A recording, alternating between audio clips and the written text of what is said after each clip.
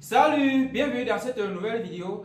Si vous venez de me découvrir à travers cette vidéo, sachez que moi je me nomme Monsieur Kenfa et ici nous nous intéressons à la culture africaine.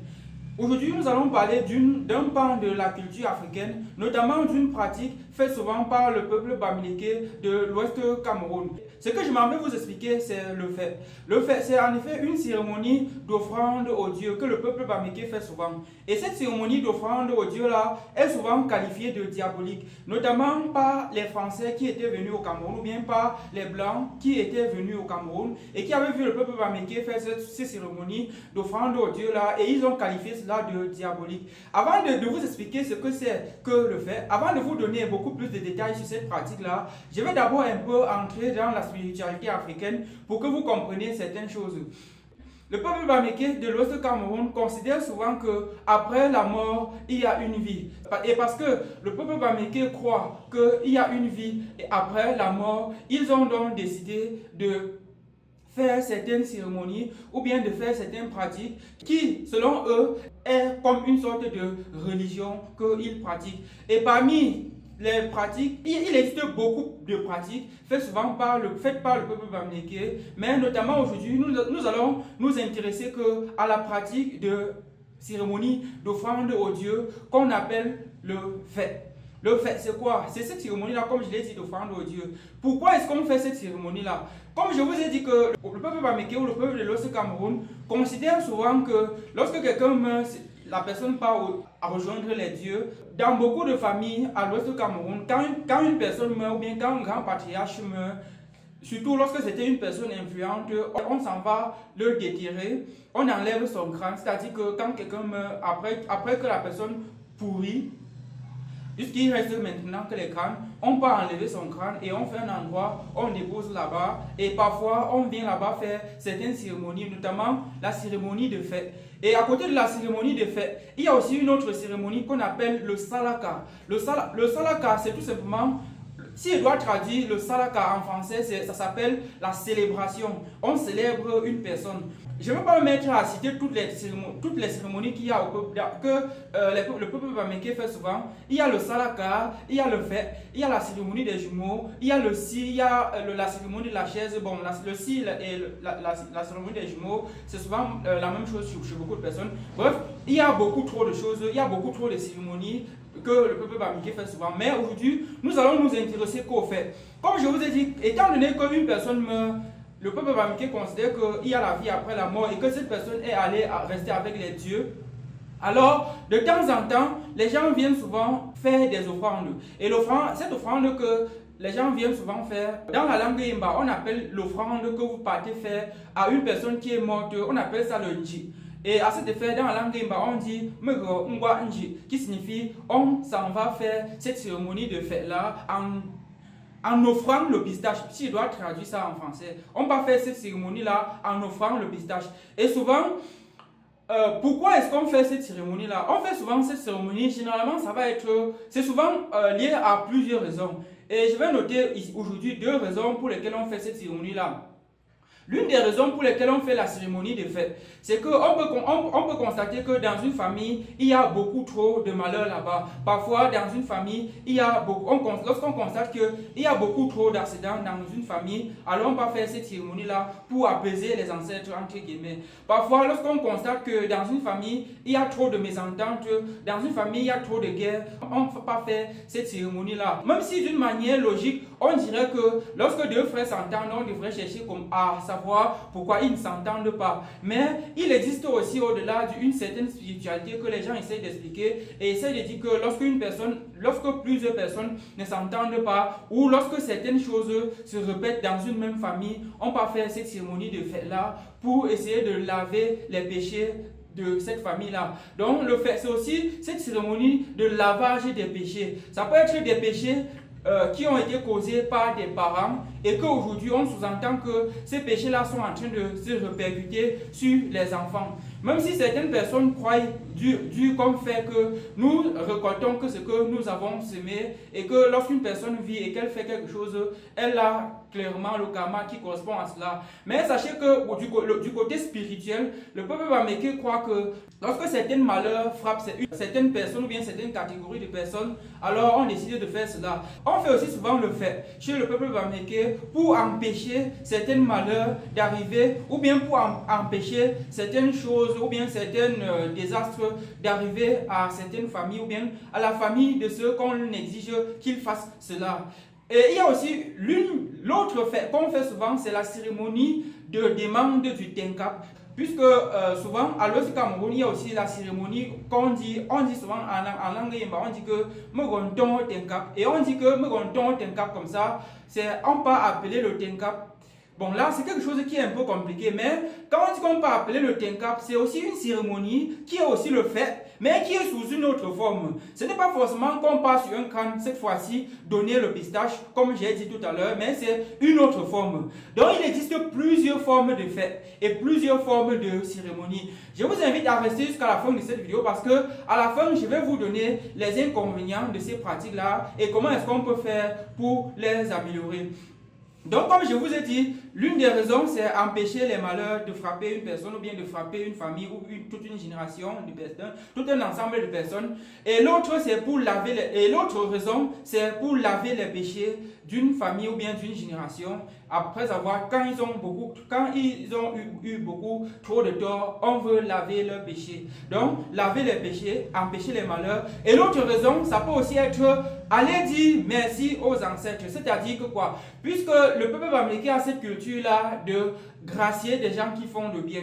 Vous allez constater que le peuple bamileke, chez les Bamileke, chez nous les Bamileke, je vais dire ça comme ça, pas que chez les Bamileke, chez nous les Bamileke, on a souvent l'habitude de célébrer nos réussites. On a souvent l'habitude de célébrer ceux qui réussissent. Même s'il y a des méchants, il y a aussi quand même des gens qui sont vrais, des gens qui sont gentils. Et lorsque quelqu'un réussit, chez le peuple bamileke, on le célèbre, on le met en avant et aussi parfois on le donne un titre de notabilité. À cet effet, dans les chefferies à l'ouest du Cameroun, il existe des titres de notabilité qu'on donne spécialement à des gens qui ont accompli certaines choses dans le village ou bien qui ont accompli certaines choses dans leur vie. Et ces titres de notabilité-là sont réservés exclusivement à cette catégorie de personnes-là qu'on leur donne pour leur dire merci pour tout ce que tu as fait, pour leur dire merci pour tes bien fait quoi. Lorsque tu es encore vivant, on te dit merci. Donc, cette cérémonie, il y a aussi cette possibilité de dire merci, mais cette fois-là spirituellement parlant. C'est-à-dire quoi? On va faire la cérémonie de fête. Ça peut être chez une personne qui est déjà morte,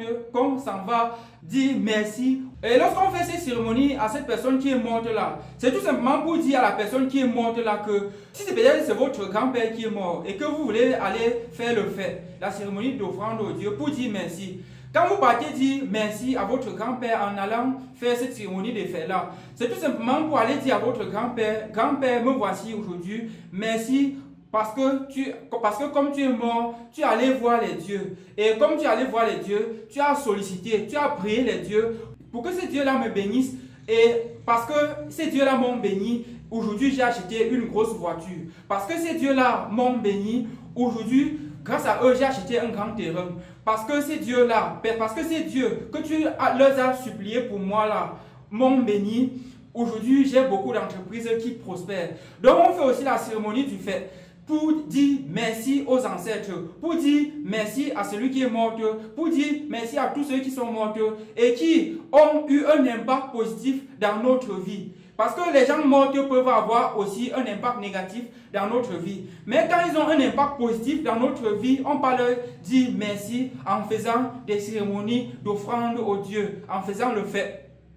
Et cette fois-là, cette cérémonie de fête-là est aussi, attention, un type de cérémonie de fête différent. Comme je vous ai dit, il existe toute une panoplie, tout un ensemble, beaucoup de cérémonies de fête. Et certaines notions de cérémonie de fête sont trop compliquées à expliquer. Je ne veux pas me mettre à expliquer des choses dont je ne suis pas expert là-dedans ici. Aujourd'hui, je suis en train de vous donner des informations que j'ai prises et que je peux expliquer. Parce qu'il y a des choses des cérémonies là, que je ne peux même pas expliquer. C'est tellement complexe à expliquer que moi-même, je ne peux pas expliquer. Mais je vous donne ce que j'ai compris après avoir cherché les explications. Ou bien cette cérémonie d'offrande au Dieu, parfois ça se fait au pied d'un cours d'eau. Parfois ça se fait dans une petite case spéciale qu'on appelle le si. Le si, c'est aussi une sorte de petite case qu'on conçoit. Parfois c'est dans les champs et on part souvent faire des cérémonies. On met l'huile, on met le sel. Donc c'est aussi une sorte de fête.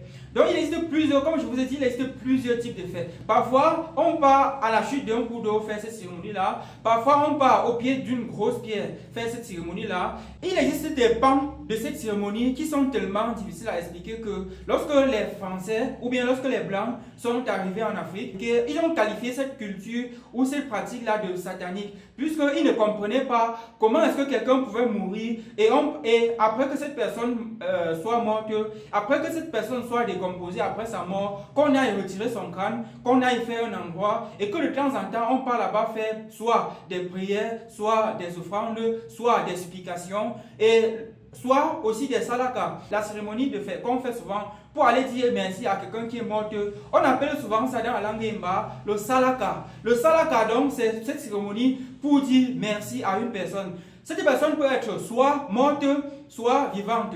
Et généralement, quand cette personne est morte, on dit que vous entendez les gens dire « le kak ». On appelle ça le kak. Et parfois, on appelle aussi ça le salaka. Le salaka, ça veut dire célébration. Et quand la personne est morte, généralement, on parle de le kak.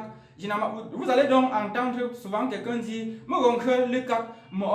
Palaba, par exemple, on peut faire la cérémonie de remerciement de Papa Palaba. Par exemple, et pour quand quelqu'un est encore vivant, comme je vous ai dit, parfois pour lui dire merci, on lui donne le titre de notabilité. Sachez aussi qu'à l'Ouest du Cameroun, il existe plusieurs types de notables. Il existe des notables qui sont là juste pour conseiller le chef. Il existe des notables qui sont là à titre honorifique, à titre d'honneur, parce qu'on leur dit merci, tout simplement pour leur bienfait dans le village et dans le monde entier. Donc, j'espère que je vous ai expliqué en quelque sorte comment est-ce que les choses se passent. Donc sachez que le peuple bamileke, quand quelqu'un meurt, ce n'est pas que la personne est morte. Après une vie, ce n'est que le peuple bamileke considère souvent que lorsqu'une personne meurt, ça veut dire en réalité que c'est son enveloppe physique qui s'est détruite. Son enveloppe spirituelle, son corps spirituel ne s'est pas détruit. Et donc, d'où l'origine de toutes ces pratiques-là. Et la cérémonie de fête, ce n'est qu'une des cérémonies, parmi une infinité de cérémonies que le peuple bamileke fait souvent. Donc, il existe des panoplies de cérémonies, beaucoup de cérémonies que le peuple bamileke fait souvent. Et il existe aussi des cérémonies que le peuple bamileke fait souvent, que moi-même je n'arrive pas à expliquer cela, mais pourtant, je vois souvent des gens faire et je sais que ça existe. Aujourd'hui, j'ai donc décidé de vous parler d'un truc dont je me suis renseigné sur ça et que aussi j'ai souvent déjà vu des gens faire.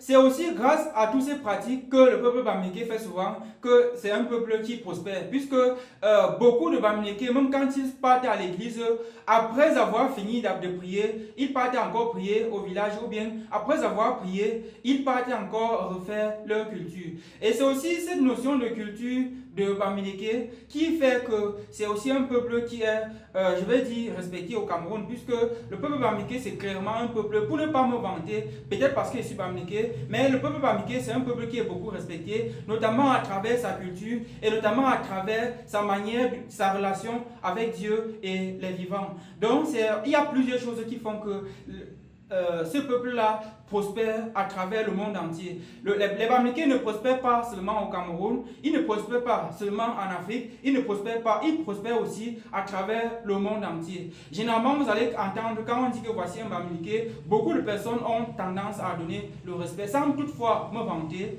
Pour ceux qui regardent cette vidéo-ci, il y a plusieurs milliardaires camerounais qui sont des ressortissants de l'Ouest du Cameroun et notamment qui sont des bamileke.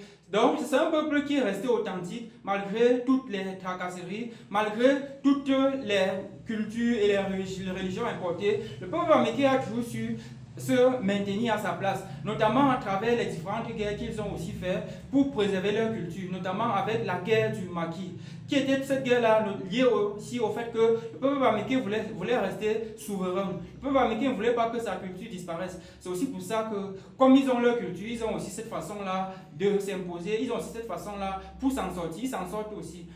Et s'il est vrai que le peuple bamileke fait souvent les cultures, les pratiques comme la cérémonie d'offrande au Dieu, pendant cette vidéo, j'étais en train d'expliquer qu'il existait un type des cérémonies de fête qu'on faisait chez le peuple bamileke pour dévier le mal au-dessus d'une famille. C'est-à-dire quoi? Les membres d'une famille peuvent être en train de ne pas s'entendre et on dit que les causes des mésententes sont liées au fait qu'ils n'ont pas fait tel type de fait, qui est le fait qui permet de créer de l'entente. Ce type de fait, spécialement, je vais parler sur ça parce que ça met en doute beaucoup de réalités qui existent.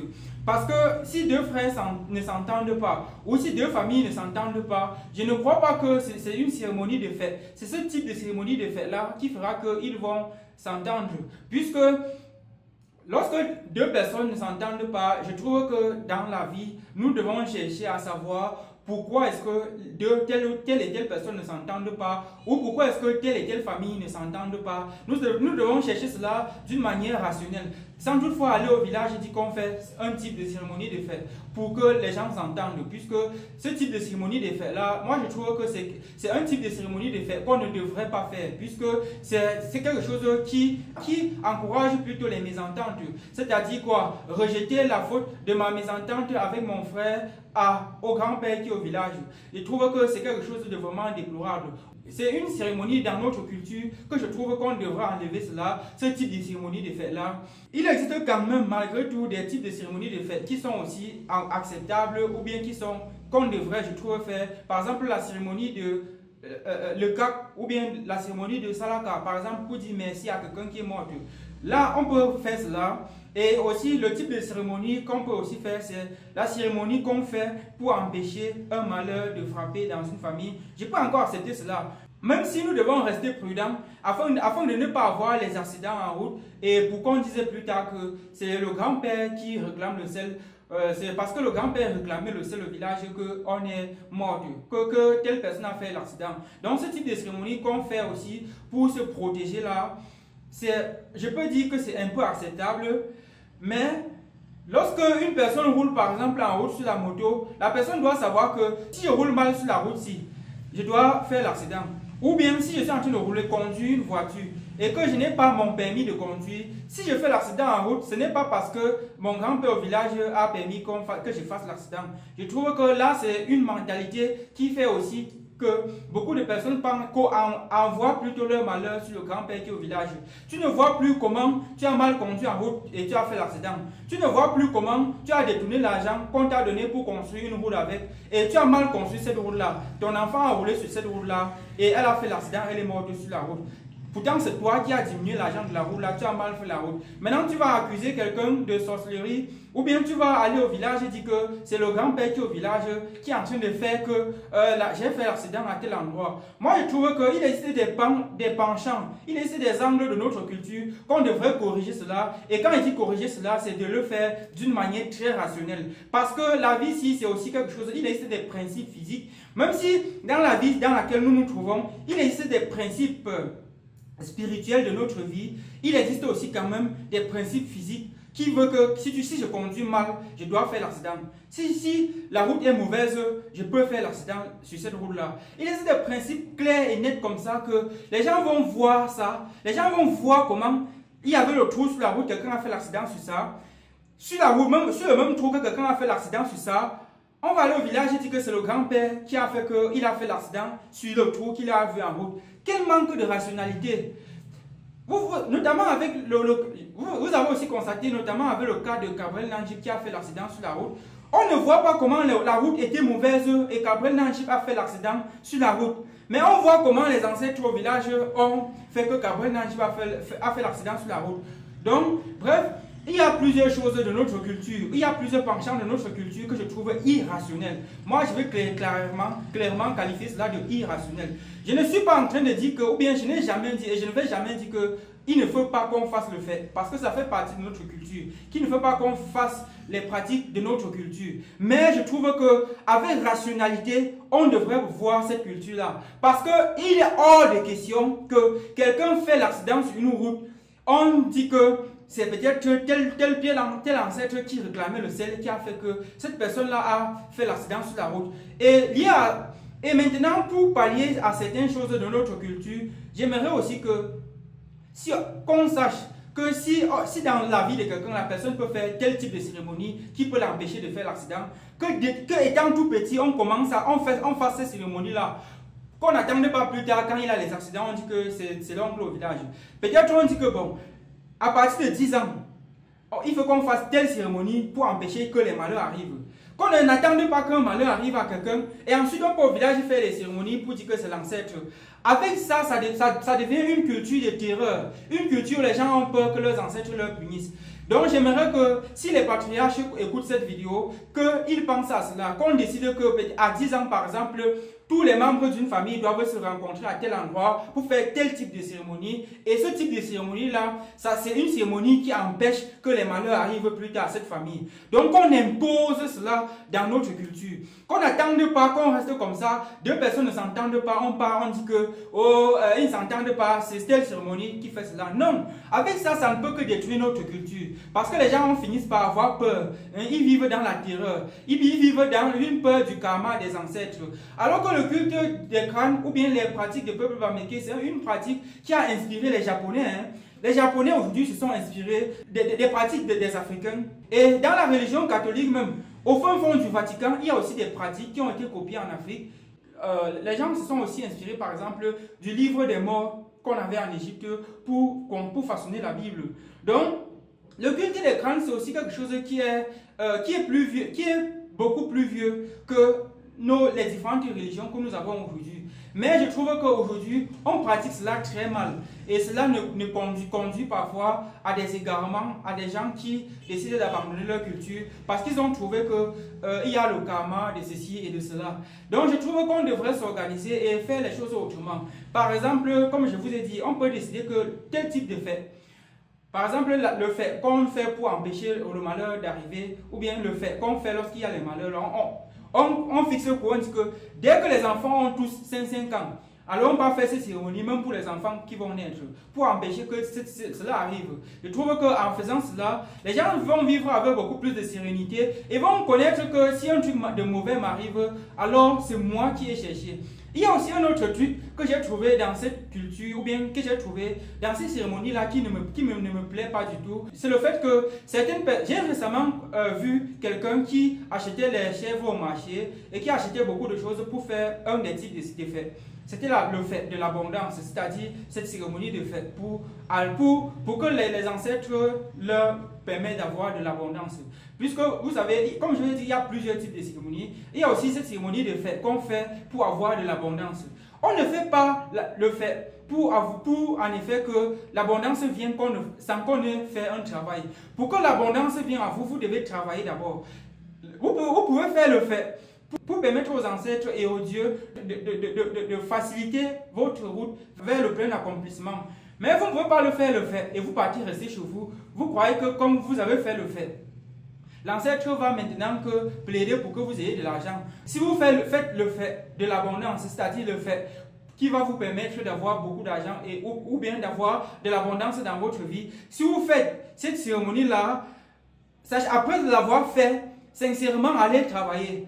Parce que si vous décidez de faire le fait, juste pour que les ancêtres vous offrent de l'abondance, juste pour que les dieux vous offrent de l'abondance, moi je trouve que c'est la sorcellerie que vous êtes en train de vouloir faire. Parce que dans cette vie-ci, il y a le principe d'action et de la réaction. C'est-à-dire que vous ne recevez que ce que vous avez donné. Tu ne peux pas ne pas travailler et attendre qu'un messie vienne te donner beaucoup d'argent parce que tu as fait une cérémonie au village, parce que tu as fait ceci, cela. Si tu finis de faire le fait de l'abondance, sache que ça veut dire que maintenant, si les ancêtres t'ont ouvert tout un univers de possibilités. C'est maintenant à toi de charbonner pour que ces possibilités-là s'ouvrent beaucoup plus vite, pour que tu nages très vite et tu gravis les échelons. Chez le peuple africain, notamment avec le peuple bamileke, quand on fait le fait de l'abondance, ce qui est ce type de fait-là, ça nous permet d'avoir une facilité. Ça augmente en effet nos chances du côté spirituel pour atteindre des objectifs.